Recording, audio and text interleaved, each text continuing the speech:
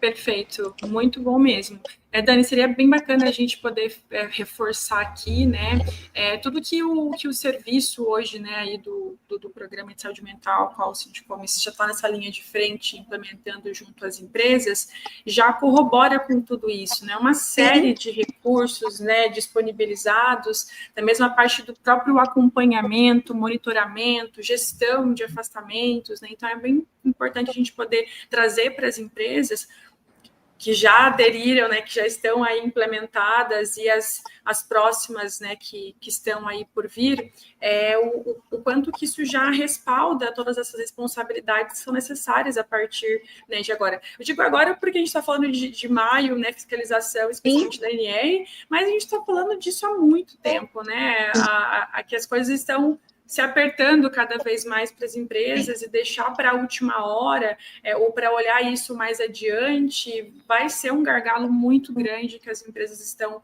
né, aí suscetíveis a passar, né? E não é essa a intenção aqui ao trazer, né, um programa já estruturado com esse objetivo, né? Se pudesse trazer um pouquinho sobre isso, seria bem interessante para a gente, para as empresas que estão aqui acompanhando.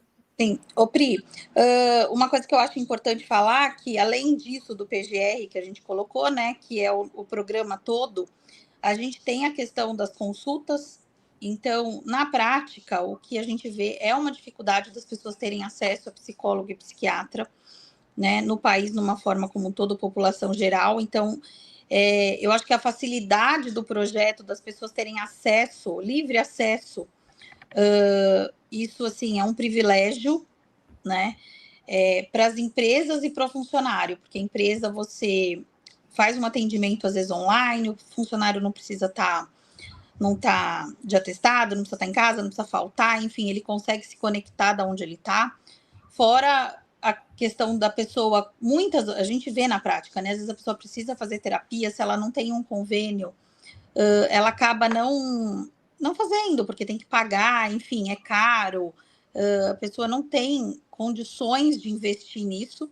Isso, né? vai acumulando, né? Vai acumulando, e vale ressaltar que a questão também financeira, às vezes, acarreta muitas doenças mentais também, então, na verdade, vira um ciclo. Então, eu acho que ter esse serviço para os funcionários, assim, é importantíssimo, tá? Enfim, todas as empresas que eu acompanho, que já têm, que perceberam uma melhora, diminuição, isso é comprovado por números, indicadores, enfim, a gente consegue mostrar isso na prática, tá? E uma outra parte que eu acho muito importante quando a gente fala de saúde mental dentro das empresas é uma questão de segurança psicológica, tá? E aí, dentro de segurança psicológica, a gente tem os treinamentos, né? E aí eu sei que aí a gente também tem isso no programa, né? A gente tem vários treinamentos e isso também é um pilar muito importante para que as empresas estejam preparadas. Porque às vezes o dono, quem está lá em cima, nem imagina o que está acontecendo lá embaixo.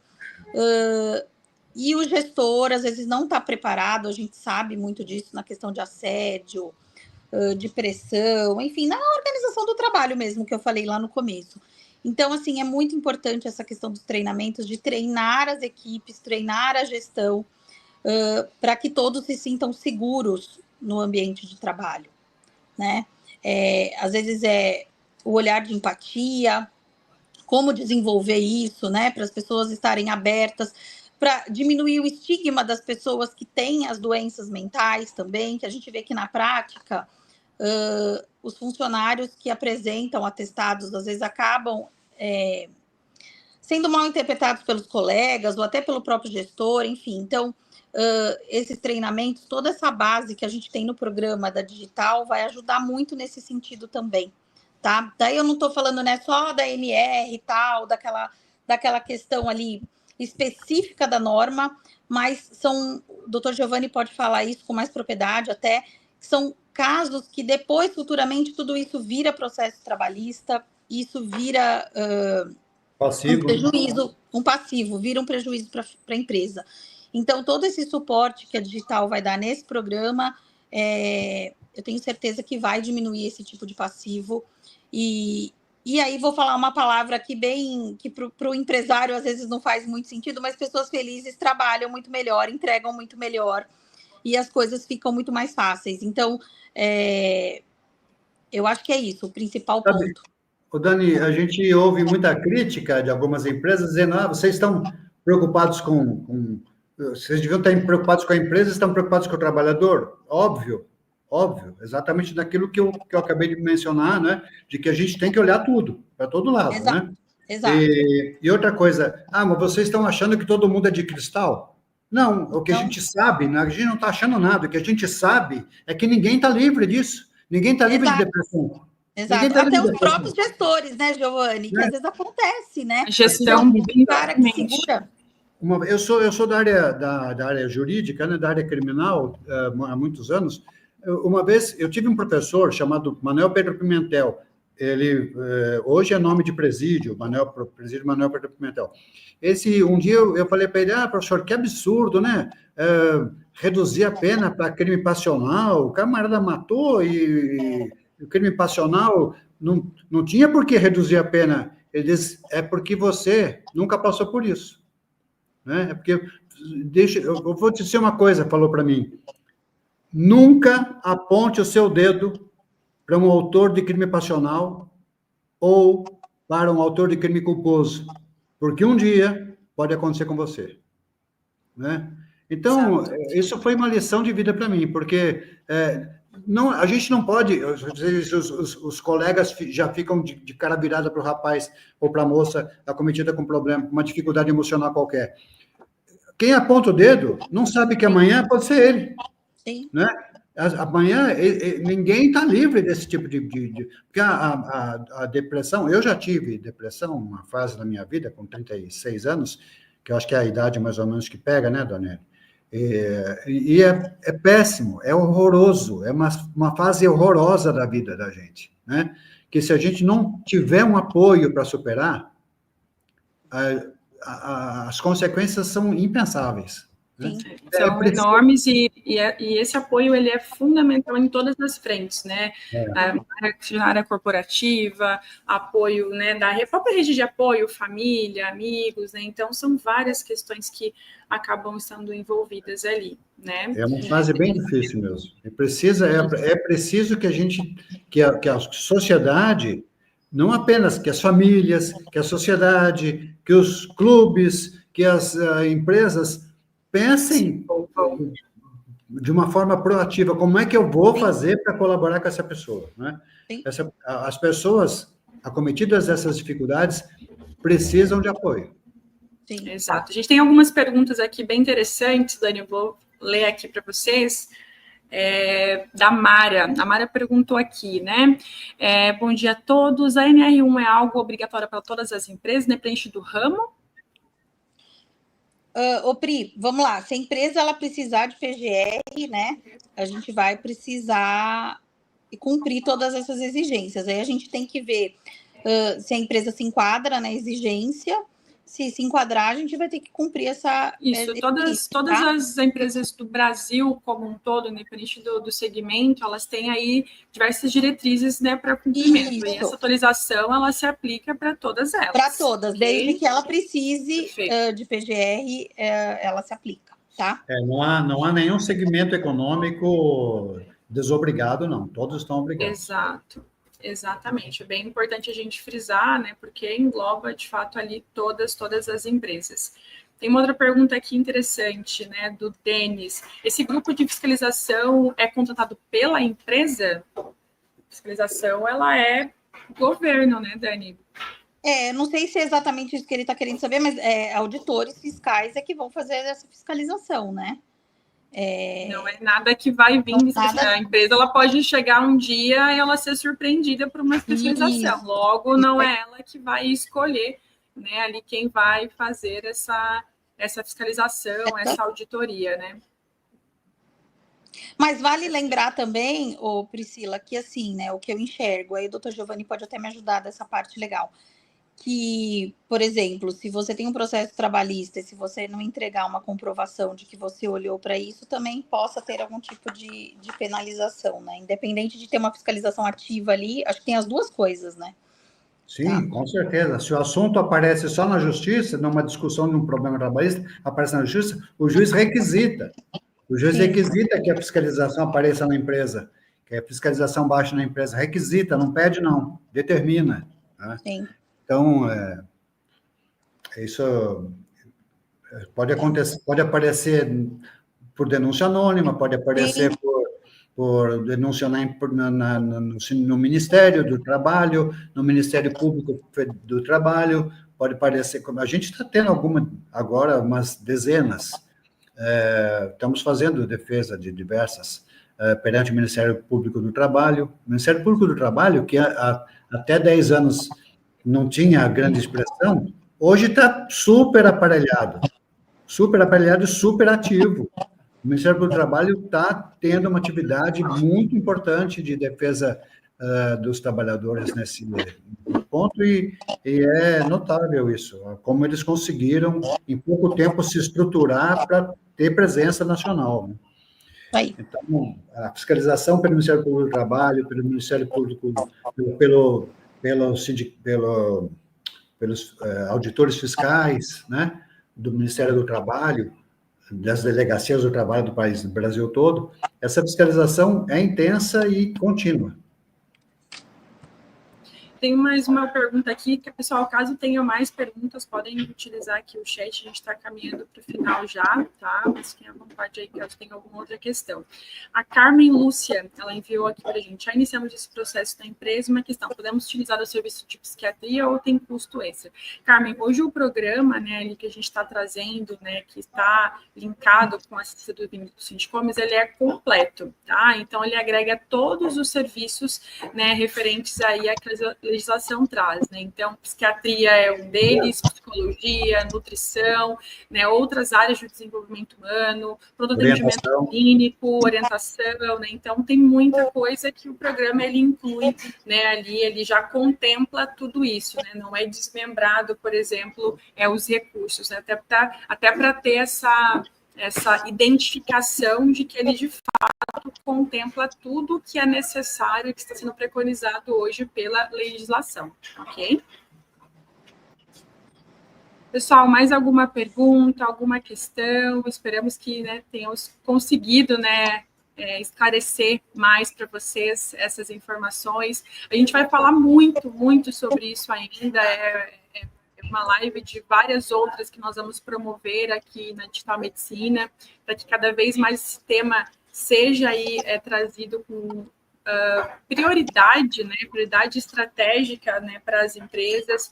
Não é um tema que está sendo pouco falado, muito pelo contrário. Então, sabendo disso, nosso papel aqui, a partir de então, com vocês, vai ser trazer uma série de informações, notícias, para que vocês estejam acompanhando, né, constantemente tudo isso junto às empresas. Temos cases já aqui implementados, né, grandes empresas já usufruindo especificamente do programa, temos a Elo Trans, temos também a Figo, acho que a gente está com alguns empresários aqui que estão acompanhando, empresa Seven, então empresas de grande relevância hoje dentro do cenário nacional aqui também de comércio exterior, já vem aí na sua iniciativa proativa e se preocupando e se antecipando, né, obviamente, com que as empresas precisam mais do que nunca iniciar aí para poder fazer e se adequar a este processo.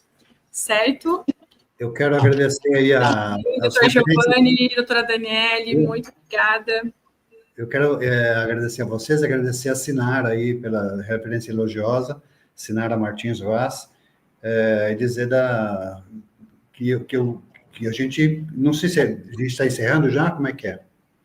Isso, a gente já está caminhando aqui para o final já. Tá.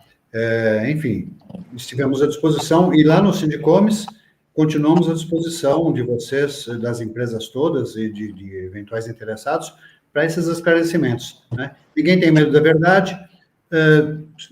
Esse relacionamento Sindicomes e Digital Medicina, que a gente espera que seja longevo, né, que seja bem sucedido e tudo mais, se houver qualquer dificuldade, nós somos todos adultos, crescidos, vacinados, né? Vamos analisar e ver se houver necessidade de correção de alguma coisa, correção de algum rumo, vamos corrigir, né? Ninguém é criança aqui, ninguém é moleque, né? Todos vamos pensar, vamos corrigir o que tiver de necessidade de corrigir, pensando sempre no bem das empresas, pensando sempre equilibradamente no bem também dos trabalhadores, porque isso é um todo, né? Isso não dá para segmentar, não dá para dividir, não dá para fracionar, né? Essa visão precisa ser holística, a gente tem que ter uma visão global disso tudo, para que a gente perceba que esse relacionamento profissional precisa ser bom para os dois lados, precisa ser bom para todo mundo. Se tiver bom só para um lado, não está bom, não tá correto. Tem que ser bom. Hoje em dia, sim. Antigamente, né? Não, está tudo bom para a empresa, o empregado que se dane, né? Hoje em dia não é isso, não. Esquece essa fase. Hoje tem que estar bom para os dois lados, né? Qualquer contrato é assim na vida da gente. O Supremo está cansado de anular contrato porque não estava bom para um lado. É contrato desequilibrado, né? E os tribunais em geral do país. Hoje a regra é essa: o contrato, qualquer que ele seja, o contrato de trabalho não foge disso, ele precisa ser equilibrado, precisa ter equilíbrio para os dois lados, precisa estar bom para os dois lados, né? É isso aí. Ô, Pri, queria falar aqui que não é o fim, né? É o começo de tudo, é o início de uma jornada, então tem muita coisa para a gente evoluir, tem muita coisa para aprender ainda, para aprender, tem muita coisa nova chegando, tem muita discussão aí, muito treinamento, muito curso, e a gente está aí focado em aprender, em trazer as novidades, em trazer tudo que for melhor para os dois lados, isso que o Dr. Giovanni falou. Pode ser que em algum momento algumas coisas tenham que ser repensadas e organizadas, colocar mais coisas no caminho, e aí a gente está aqui tentando se preparar ao máximo para ajudar todos e para que seja um trabalho com resultados positivos mesmo, para os dois lados, tá bom? Estou à disposição, se alguém quiser tirar dúvida, pode me mandar mensagem também, pode mandar através da Priscila, né? E a gente vai se ajudando aí, que é uma troca imensa. E que venham as próximas, né? Que daria para ficar aqui mais uma hora falando tranquilamente, né? Sim, tem aqui é papo para bastante tempo, né, Dani? A gente sabe. Só aproveitando mais um minutinho aqui, né? Acho que vai ser importante só para a gente poder fechar. Tem uma dúvida aqui da Nádia, né? XCO deverá constar no atestado de saúde ocupacional e como isso será obrigatório para realizar essa avaliação? Então, a gente ainda não tem definições disso, eu não vi isso em nenhum local. O que está preconizando é a avaliação do risco no PGR, e aí, se no PGR isso for estabilizado como risco, né, um risco com gravidade, aí ele vai ter que aparecer lá igual aparece o risco químico, o risco físico, biológico, daí dentro do ergonômico ele aparece, tá? Aí, isso ainda está muito em discussão qual será, na verdade, o acompanhamento que a gente vai fazer nesses casos, né? Então, isso ainda está muito sendo discutido. Por exemplo, se eu tenho um risco ergonômico, né? Eu vou ter que ir lá e vou ter que fazer um plano de ação de diminuir a carga, de colocar algum mecanismo que diminua o peso para que o cara não faça o esforço físico. E aí, nos riscos psicossociais, a gente entende que nesse plano de ação também vai ser reorganizar esse trabalho, sei lá, dimensionar a equipe, se for uma sobrecarga de atividade cognitiva. Se for o turno, a gente vai ter que avaliar o que a gente vai fazer com esses funcionários de um turno que está causando esse estresse nos funcionários. Enfim, isso vai ter que ser tudo avaliado e ver qual é o plano de ação e o que a gente vai avaliar no PCMSO. Mas aparece no PCMSO, desde que ele seja classificado como um risco grave lá no PGR e que ele precise de monitoramento, assim como ergonômico, físico e o químico, tá? Certo, obrigada, Dani. Em relação à dúvida da Janaína, né, em relação à empresa possui uma assessoria de implementação, é bem importante frisar, Janaína, que em relação à convenção coletiva, ela se aplica para todas as empresas da base sindical. A convenção ela tem força de lei. Então, é muito importante que a sua empresa ela esteja adequada ao que a CCT está, né, preconizando, né? Então, para você entrar em contato com o próprio sindicato, né, para tirar qualquer dúvida específica em relação a isso. Todas as empresas que estão sob essa base sindical, né, elas devem aí fazer um cumprimento, né, aí, da CCT, da convenção coletiva com a implementação do programa aí que a cláusula ela cita, ok? Perfeito. Leonardo Lucimar, como educar o próprio profissional e seu posicionamento econômico em sua atividade? Essa é uma questão bem importante, né, Dani? Porque é um processo contínuo, né? Esse acompanhamento não é da noite para o dia que as pessoas elas entendem todo esse processo, é um trabalho de aprendizado, um acompanhamento e monitoramento. Então, com certeza, tendo um programa especificamente implementado, a empresa vai ter muito subsídio para poder acompanhar tudo isso, né? E trazendo as diretrizes da própria empresa, a necessidade de se adequar, né? E cumprir aí, né, o que foi preconizado, né? O que é fundamental para que as pessoas tenham aí, né, esse posicionamento adequado, né, e atenda a legislação, não é? É isso aí. Tem que ter treinamento, tem que ter suporte, rede de apoio dentro da empresa para que o cara seja orientado, né? Mas eu acho que o principal ponto é a educação contínua mesmo desse funcionário, né? Demonstrar quais que são se for o ergonômico por carga, enfim, ou posição, a gente tem que mostrar ali com frequência qual a importância de uma postura correta, ou de fazer um agachamento correto, pegar uma carga correta. Aí tudo isso é um treinamento ergonômico mesmo que vai ter que ser feito, tá? Influencia. Ô, Pri, bom, gente, posso só complementar a pergunta da moça do PCMSO? Que a gente vê muita dúvida. Muitas pessoas confundem a avaliação de risco psicossocial com avaliação psicossocial para trabalho em altura, tá? Isso são coisas diferentes, tá? Avaliação de risco psicossocial é a avaliação do ambiente de trabalho no PGR, e essa avaliação para trabalho em altura é uma avaliação que é feita por um psicólogo lá no exame médico, tá bom? Agora, o risco, se for encontrado no PGR como agravante e exigir um acompanhamento e monitoramento, aí ele consta lá no PCMSO igual o ergonômico, igual o acidente, o físico, químico e biológico, tá?